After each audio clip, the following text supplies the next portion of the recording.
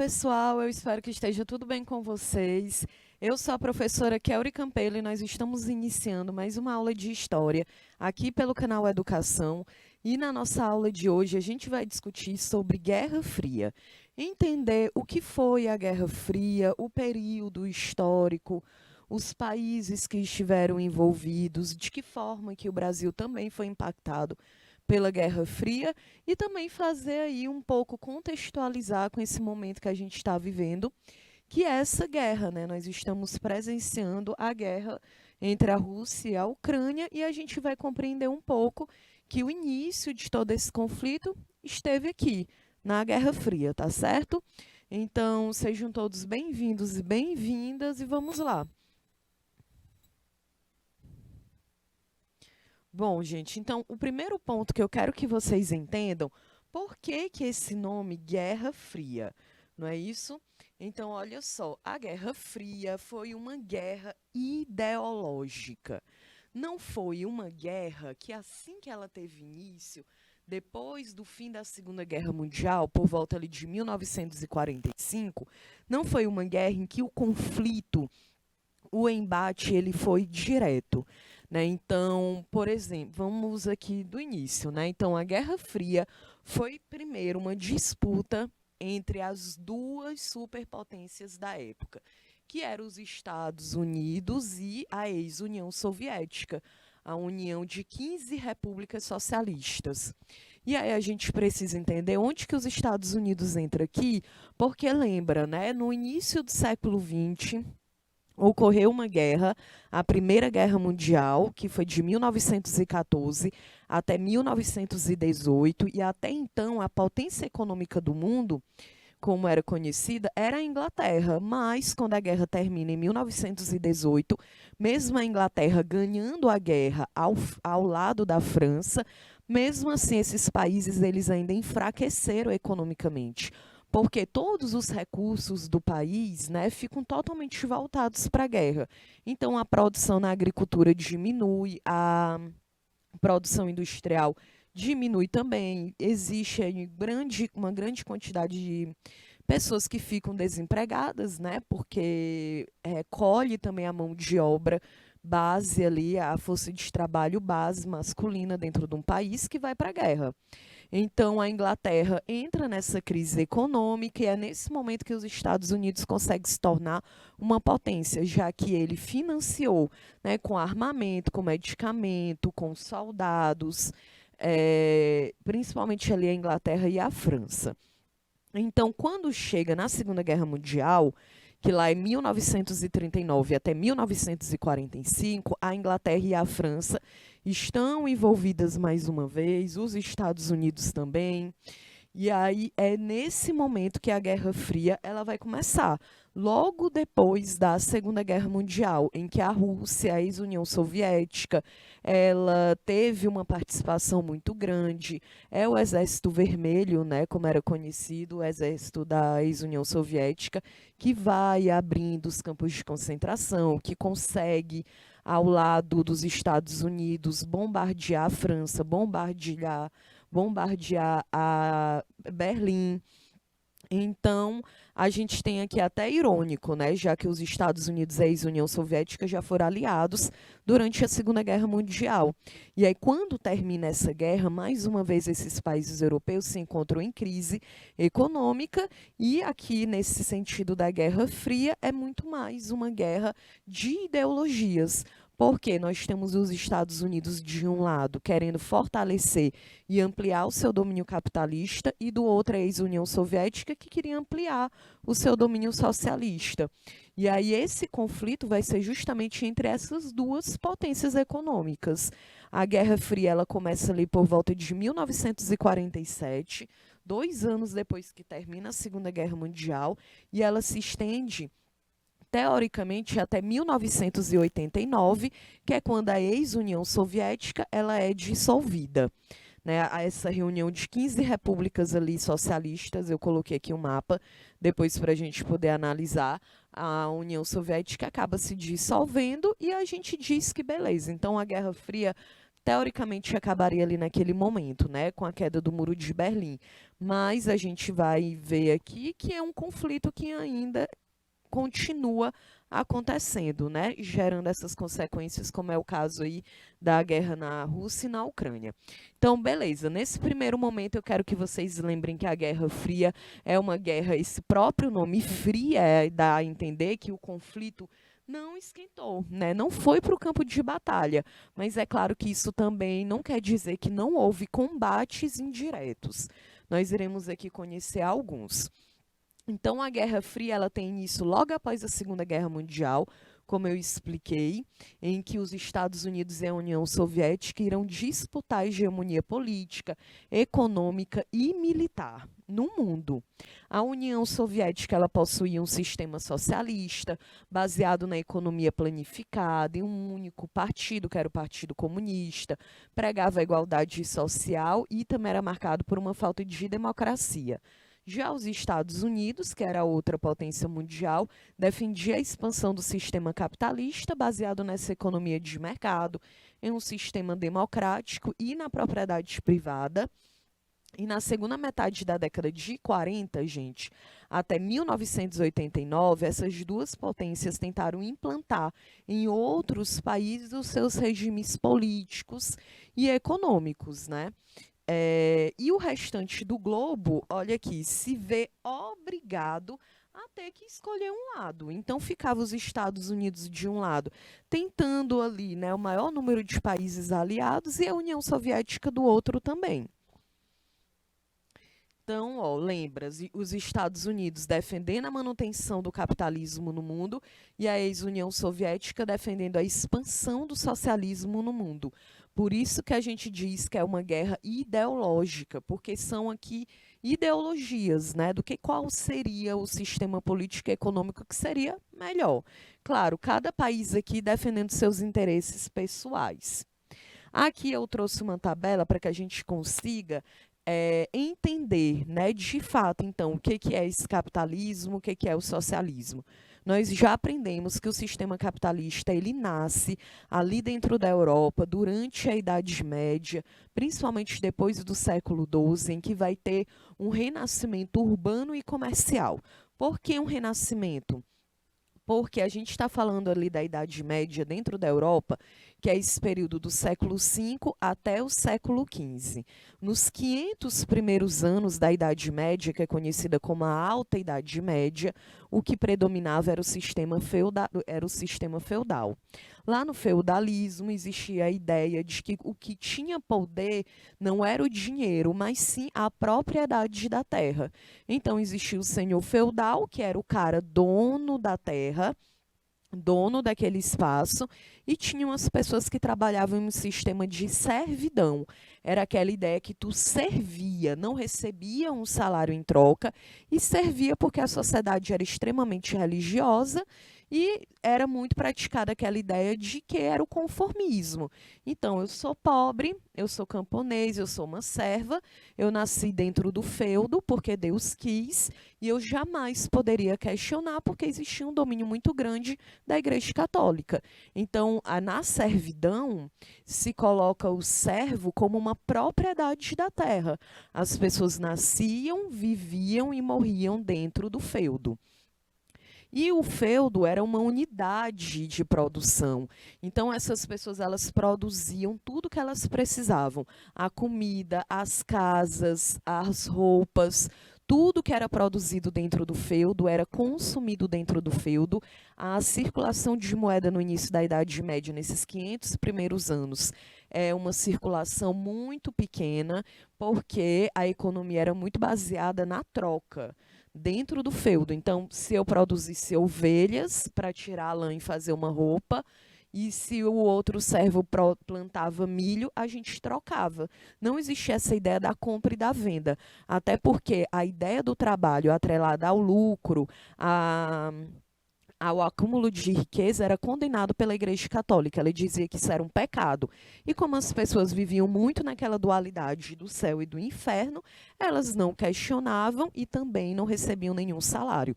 Por isso que o nome é um sistema de servidão. Então, nesse primeiro momento, né, nesses 500 primeiros anos da Idade Média, do século V até o século XV, a sociedade era extremamente rural. As pessoas viviam dentro desse feudo, dessa espécie de uma grande fazenda, uma grande unidade de produção, viviam dentro daquele feudo no meio rural, até porque existia muitas invasões territoriais dentro da França, né? O que os romanos diziam que a galera que vivia ali no norte da Europa, que também viviam na França, na Alemanha, ali na Dinamarca, na Suécia, se compartilhava muito a ideia de que eram as pessoas que eram bárbaras porque não falavam o latim. Então, existia uma circulação ali muito grande dentro da Europa e era vendido muito essa ideia, né, de que eram pessoas que eram violentas, que eram bárbaras porque não tinham estratégias de guerra. A única lógica era invadir, ocupar e matar as pessoas que estavam vivendo naquele território. Então, o feudo, o senhor feudal mesmo, ele dizia, olha, então tu trabalha dentro da minha terra e eu te protejo da invasão dos bárbaros, né? Que basicamente era a galera que vivia no norte da Europa. E então as pessoas elas viviam nessa tensão, então tinham que viver dentro do feudo, né? Na lógica de que seriam protegidas, mas era muito mais um sistema de exploração organizado também pela Igreja Católica, e quando tem ali, são 1000 anos de Idade Média, né? Então ali na metade, depois ali do século XI, as invasões elas caem consideravelmente, as pessoas se sentem mais livres para poder sair do feudo e viver nas cidades. Também porque dentro começa todo o questionamento em relação à exploração que existia dentro do feudo, nesse momento também que nasce uma nova classe social, que é a burguesia, que basicamente são os comerciantes. Essas pessoas elas não viviam mais dentro do feudo, em um sistema de servidão, vão viver dentro das cidades muradas, que eram os burgos. E é dentro dessas cidades que agora elas vão vender e comprar produtos. Ali no século XI, então, a partir do século XI, a gente tem renascimento urbano, renascimento comercial, a moeda ela volta a circular dentro da Europa, nasce a burguesia e é nesse momento que nasce também o sistema capitalista. Na ideia agora do dinheiro, que é valorizado, a terra continua sendo valorizada, claro, porque isso gera também uma questão de status social, de poder, mas agora a ideia é dinheiro. Não quero mais trocar, quero vender e comprar mercadorias, tá certo? Então, isso é para a gente poder entender como que vai nascer esse sistema, né? Então, aqui o capitalismo na sociedade ele é marcado por uma divisão em classes sociais. Lá na sociologia, a gente estuda a sociologia clássica, o Karl Marx, o Emile Durkheim, o Max Weber, que todos desenvolveram teorias sobre a sociedade capitalista. No caso, o maior crítico do sistema capitalista que a gente conhece é o Karl Marx, justamente porque ele diz que o capitalismo ele gera essa divisão em classes sociais. Nós temos principalmente uma classe, né, que é a dona dos meios de produção, então imagina, é a dona ali das fábricas, que é a burguesia, é a dona da empresa, a burguesia, e os assalariados, que são os trabalhadores. Né? O sistema capitalista ele consegue se firmar no século XVIII, na Inglaterra, durante a Revolução Industrial. E que pela primeira vez o trabalhador agora ele trabalha em troca de um salário. Ele vende a força de trabalho dele em troca de um salário. A economia no capitalismo ela é baseada em uma economia de mercado, é atrelado à ideia do liberalismo, em que o Estado ele não participa das decisões econômicas do país. Então, o sistema capitalista entende que a economia ela é uma unidade ali viva dentro da sociedade, né? Que a própria demanda, a própria procura, a oferta de mercadoria é que vai ditar ali as regras de como que esse sistema, de como que a economia ela vai funcionar. Também se valoriza muito a privatização da economia, né? Então, por exemplo, nós temos empresas que são do Estado, que é verba, organização, administração do Estado. Temos as empresas que têm as administrações privadas e empresas mistas, né, que entra recurso tanto do Estado quanto de uma empresa privada. E aí, como o sistema capitalista, ele quer o quê? Ele não quer que exista a participação do Estado dentro da economia. Por isso que se privatiza muitas empresas dentro de um sistema neoliberal, como que o Brasil vive, principalmente desde a década de 90. Bom, o capitalismo aqui em relação à propriedade, a ênfase na propriedade privada, né?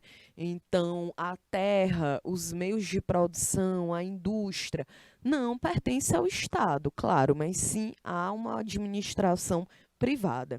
Já no socialismo é completamente contrário, porque o socialismo tem a política de estatizar a economia. Então, todas as decisões econômicas de uma nação é responsabilidade do Estado. O socialismo, né, ele prega por uma ideia de uma sociedade igualitária, no sentido de que não exista divisão de classe, como no capitalismo que existe, e também é dominado pelos altos funcionários do governo. A propriedade é a ideia de uma propriedade coletiva dos meios de produção, né? Então a gente vê que o Estado ele acaba participando ativamente das decisões econômicas.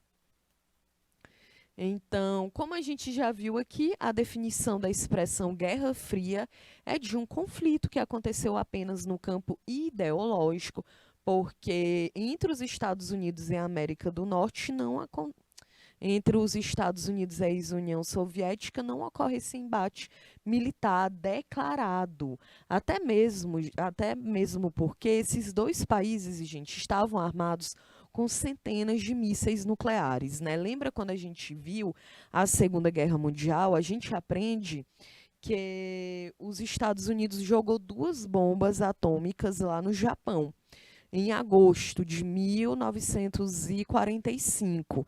Joga a primeira bomba atômica na cidade de Hiroshima, 3 dias depois joga outra bomba atômica em Nagasaki. E isso chocou o mundo e também foi utilizado como recurso dos Estados Unidos para impor o medo nas outras nações, né? Quem é que teria coragem de entrar em uma guerra com um país que tem bomba atômica?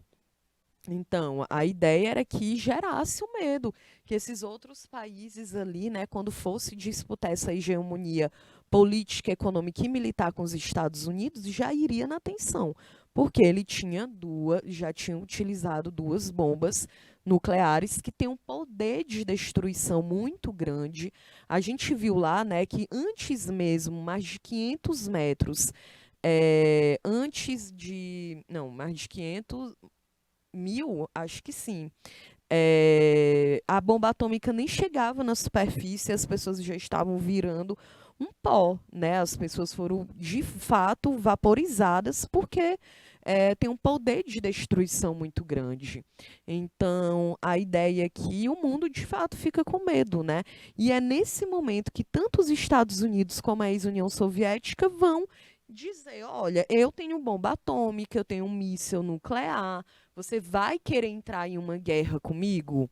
Claro que não, né, gente? Então, basicamente, os Estados Unidos ficavam ameaçando a União Soviética e a União Soviética ameaçando os Estados Unidos. Então, por isso que a gente diz que não foi um embate direto, mas, ao mesmo tempo, alimentou conflitos em outros países, como é o caso da Coreia do Norte e do Vietnã, que a gente vai ter aqui uma aula. Na próxima aula, a gente vai discutir mais aqui sobre a Guerra do Vietnã. Então, aqui na Guerra Fria tiveram algumas fases, né? Então, a primeira fase da Guerra Fria é conhecida como a corrida armamentista ou também como a paz armada. E aí, sempre, né, aqui na Guerra Fria, a gente tem esse jogo com as palavras. E por que uma paz armada? Porque essas 2 potências econômicas, gente, elas vão entrar em uma corrida armamentista, né? A ideia de que vão ter um exército muito forte, muito treinado, vão ter armamentos com alta tecnologia e vão gerar essa tensão, né? Cada vez de dizer, olha, eu tenho bomba atômica, eu tenho arma química, eu tenho avião, estratégia de guerra. E também espalham, né, exércitos e armamentos nos países ali que são aliados. Então, enquanto houvesse um equilíbrio bélico entre essas duas potências, a paz ela estaria garantida, porque havia o medo do ataque inimigo, né? É por isso que a gente diz que é uma paz armada. A ideia da paz aqui, como que se tem paz em um lugar que tem essa política do armamento, na ideia de que, olha, a gente está de boas, a gente não está brigando, mas qualquer coisa que tu faça, eu tenho armamento para jogar uma bomba aí no teu país. Então, era o tempo inteiro nessa ideia de ter uma hegemonia militar, da ameaça. E nessa época, gente, acabou se formando dois blocos militares. Lembra que é os Estados Unidos querendo cada vez mais aliados pelo mundo e a ex-União Soviética também. Então, esses países eles fazem uma corrida de fato para se conseguir aliados. E é nesse momento que é criado esses dois grupos, esses dois blocos. A OTAN, que com certeza vocês estão, a gente está em um período vendo, né, esses ataques da Rússia contra a Ucrânia, nesse conflito, e envolve isso aqui. A OTAN, como a gente aprendeu, é uma organização do Tratado do Atlântico Norte. Ela surge em 1949 e era liderada pelos Estados Unidos, em que tinha essa ideia de que, olha, beleza, então a gente tem um grupo aqui de aliados, um grupo de países que compartilham das mesmas ideias, no caso aqui do sistema capitalista. Então, é liderado pelos Estados Unidos e tinha suas bases nos países membros, né, principalmente dentro da Europa Ocidental. Então, se os Estados Unidos liderou um grupo, que é a OTAN, a Organização do Tratado do Atlântico Norte, a ex-União Soviética também teve um grupo, que foi o Pacto de Varsóvia, em que a União Soviética ela organizava e defendia militarmente os países socialistas, né? Então, olha aí, alguns países que são membros da OTAN, os Estados Unidos, que é o líder, o Canadá, que também está dentro da América do Norte, a Itália, né, já na Europa, Portugal, Inglaterra, a Alemanha Ocidental. Isso porque a gente vai ver que logo depois da Segunda Guerra Mundial, a Berlim, né, a capital da Alemanha, ela foi dividida ao meio. E aí nós temos a Alemanha Ocidental, que é capitalista, e uma Alemanha Oriental, que é socialista. Então, olha aí os outros países que fazem parte da OTAN: a França, a Suécia, a Espanha, a Bélgica, a Holanda, a Dinamarca, a Áustria, a Grécia. E os países que fazem parte do Pacto de Varsóvia são todos socialistas, né? A ex-União Soviética, Cuba, China, Coreia do Norte, Romênia, a Alemanha Oriental, a Albânia, Tchecoslováquia e Polônia. Então, aí esses países eles estão divididos, né? Então, existe o grupo que é defendendo as teorias e as políticas econômicas e sociais do capitalismo, enquanto o outro lado, o Pacto de Varsóvia, compartilhava ali princípios, ajuda militar dentro dos países socialistas. Então, percebam que por isso que a Guerra Fria ela tem esse impacto mundial, porque, de fato, essas duas potências econômicas vão ali recrutando, procurando países que vão entrar dentro do seu grupo. Bom, a segunda fase da Guerra Fria é a corrida espacial, também conhecida como, né, o clássico ali, a Guerra nas Estrelas, conhecida também como a Segunda Guerra Fria. Então, essa corrida espacial, mais uma vez, os Estados Unidos e a ex-União Soviética travaram uma disputa muito grande no que se refere aos avanços espaciais, né? Era cada país, cada potência querendo impor no mundo, querendo mostrar para o mundo que tinha recursos tecnológicos, né? E isso ocorria, gente, mais uma vez, como a gente viu, devido a essa grande disputa entre essas potências, né? A primeira fase é a corrida armamentista e ainda tem aqui essa corrida espacial, né? O objetivo era mostrar para o mundo qual era o sistema mais avançado. Claro, né? Era uma ideia também de seduzir, de chamar a atenção, de dizer, olha, faz aqui parte do meu grupo, porque meu grupo é melhor, a gente é mais avançados na economia, na tecnologia. E aí, no ano de 1957, a União Soviética lança o foguete Sputnik com uma cadela dentro, que é a cadela Laika, né? E eles se vangloriavam muito, nesse período, de ter sido o primeiro país a enviar um ser vivo para o espaço, né? Então, é um ser vivo porque a gente diz que é uma missão suicida, né? Colocaram a cadela, a Laika, dentro desse foguete, enviaram ela para o espaço, sem nenhuma possibilidade, né, de volta. Então, de qualquer forma, a Rússia, né, no caso aqui, foi o primeiro país a enviar para o espaço um ser vivo. Isso ocorreu no ano de 1957, né? Quase praticamente aí 10 anos de Guerra Fria já. E aí, 12 anos depois, né, em 1969, o mundo todo pôde acompanhar pela televisão a chegada do homem à Lua com a missão espacial norte-americana, né?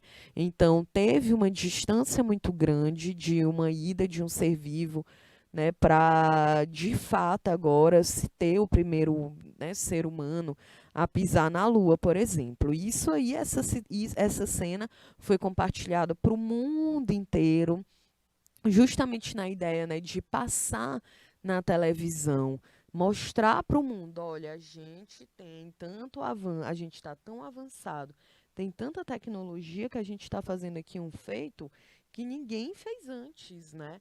Então, os Estados Unidos é sempre essa ideia aqui de valorizar essas conquistas tecnológicas para poder mostrar para o mundo a sua potência, de que forma que estavam ali avançando.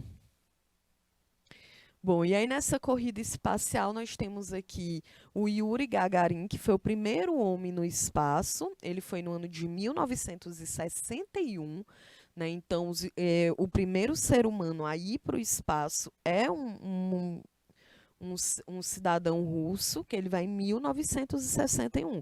Somente 8 anos depois é que os Estados Unidos enviam o primeiro homem para a Lua.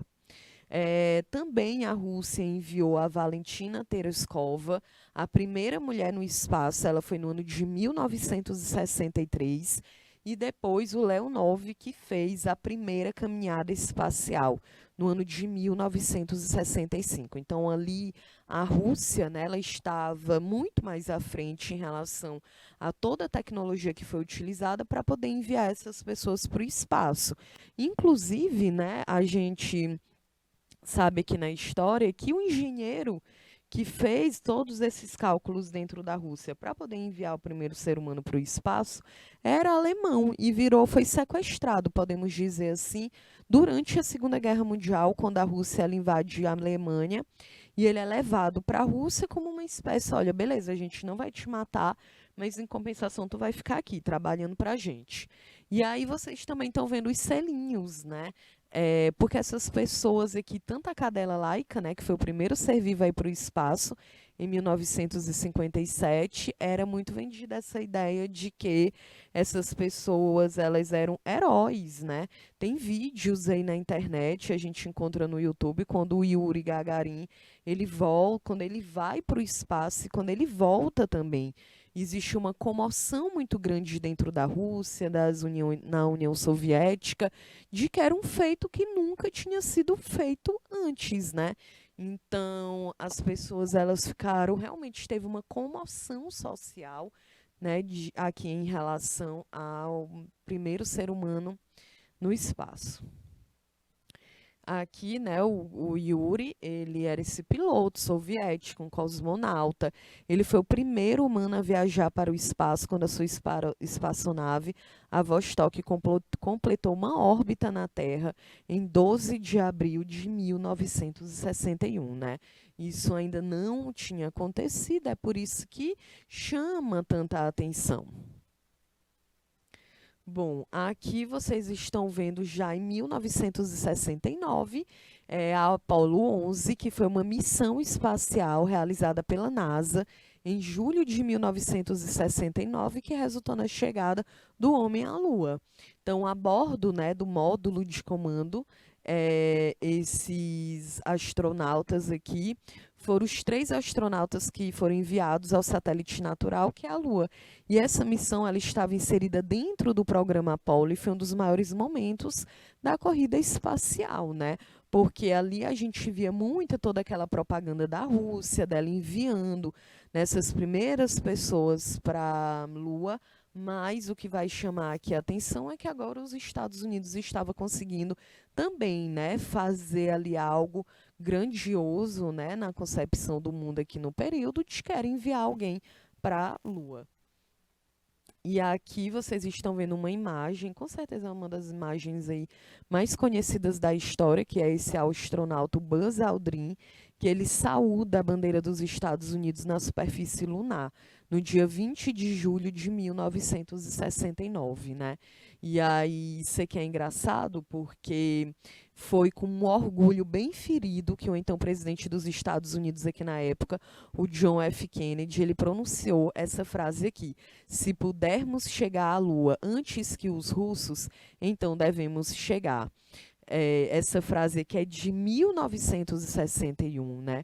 Apenas 9 dias antes, a União Soviética havia lançado pela primeira vez um humano ao espaço. Então, esse conflito aí dos Estados Unidos e da Rússia, na corrida espacial, a Rússia ela saiu na vantagem, porque ela enviou, né, primeiro em 61, em 63, em 62, em 65, e os Estados Unidos conseguem fazer isso pela primeira vez em 1969.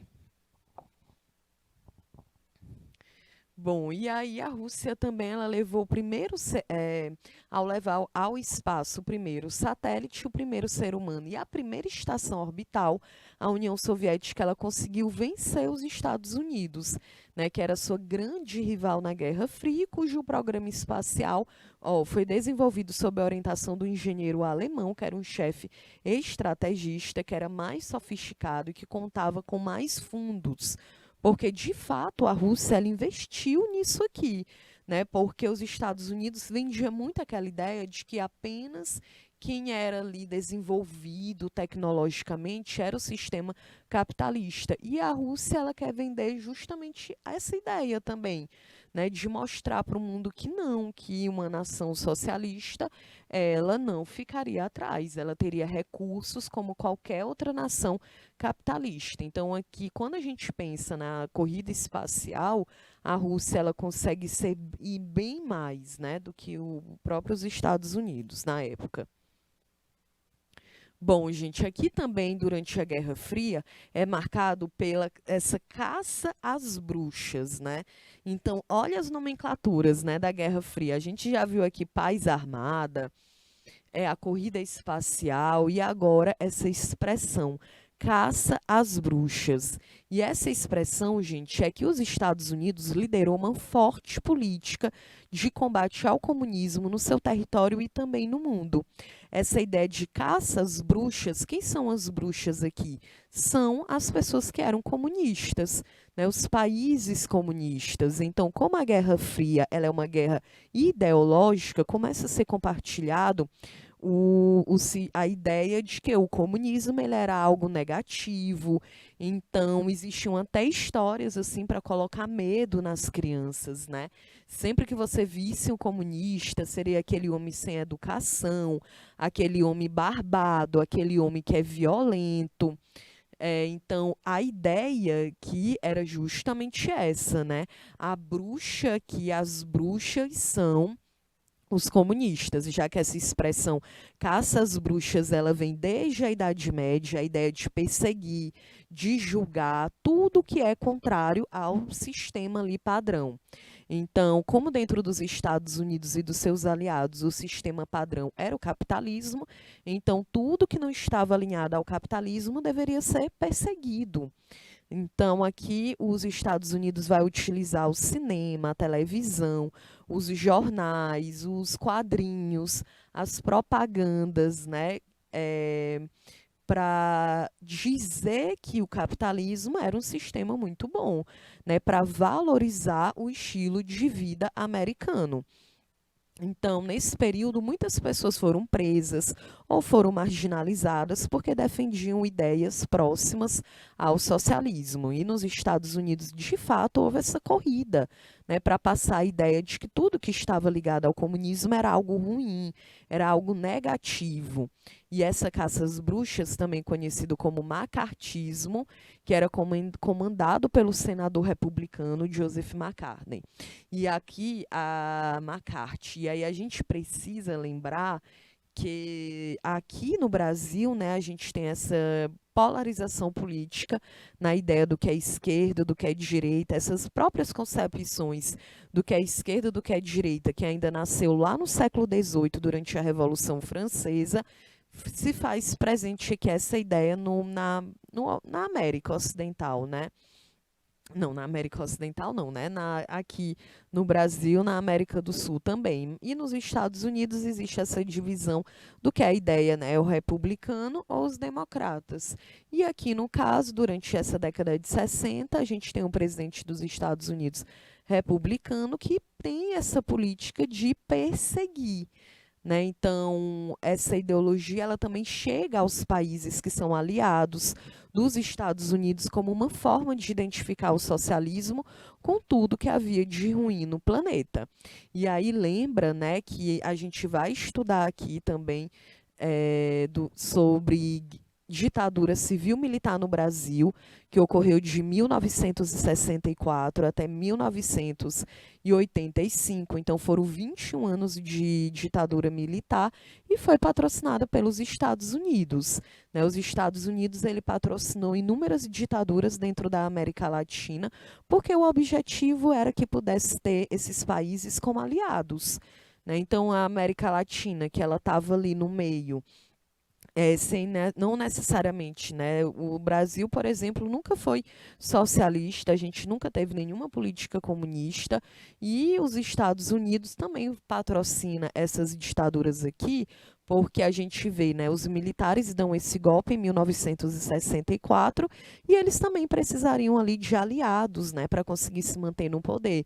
E os Estados Unidos foi um forte aliado, porque os Estados Unidos fazia muitos empréstimos para o Brasil, né? E ele empresta dizendo que, olha, beleza, eu estou aqui te fazendo esse empréstimo para que tu possa me garantir que tu vai ter sempre ali acordos econômicos comigo e o meu grupo, que são capitalistas. Então, nós tivemos aqui ditaduras no Uruguai, no Paraguai, na Bolívia, na Colômbia, no Chile, inclusive a ditadura militar no Chile, que é conhecida como uma das mais violentas da América Latina. Também teve na Argentina e, claro, aqui no Brasil. E todas essas ditaduras aí, elas foram patrocinadas pelos Estados Unidos, né, gente? A própria ideia da ditadura, os militares queriam muito vender aquela ideia de que o Brasil ele estaria avançando, crescendo economicamente, devido a um investimento estrangeiro. E, ao mesmo tempo, a gente sabe que é nesse momento que a nossa dívida externa, ela triplica, né? E houveram sim muitos investimentos, mas muitos desses investimentos vão, né, beneficiar apenas os militares. Um exemplo disso é que durante a década de 60 a gente teve um dos maiores empreendimentos de construção de moradia popular, em que a ideia era fazer esses programas habitacionais, sociais, em que a população de baixa renda pudesse morar, né, dentro dessas casas, e, na verdade, essas casas foram todas para as mãos dos militares. Então, sim, houveram realmente, né, durante um determinado período, um crescimento econômico, mas esse crescimento econômico ele não faz parte da realidade de todas as classes sociais, né? Com certeza a classe média e a classe média alta e os militares é que conseguiram se beneficiar desse milagre econômico, né? Como ficou conhecido esse período de crescimento econômico no Brasil durante a ditadura militar. Aqui também, gente, é nesse momento que fica bem conhecida essa ideia dos espiões, né? Porque vai ter um sistema bem grande de investigação e espionagem que foi utilizado nos dois grupos. Enquanto a espionagem norte-americana era a CIA e dentro da União Soviética era a KGB. Então, aqui, esses serviços secretos dos dois lados, né, de espionar, de saber ali qual é o país, de saber se estavam organizando alguma guerra, algum ataque. Então, inclusive, todo esse imaginário, né, 007, por exemplo, tudo isso aí é compartilhado nesse momento. O cinema, ele vende muito a ideia aqui da Guerra Fria, né? Então, a gente tem a televisão, ela faz essa propaganda muito grande, tá certo? Então, nós estamos aqui encerrando a primeira parte da nossa aula sobre a Guerra Fria. A gente viu aqui a primeira e a segunda fase da guerra. Estamos aqui discutindo agora sobre essa perseguição a tudo que estava associado ao sistema socialista. E na parte 2 da nossa aula, a gente vai discutir sobre a terceira fase da Guerra Fria. Então fica aí que daqui a 3 minutinhos eu estou de volta.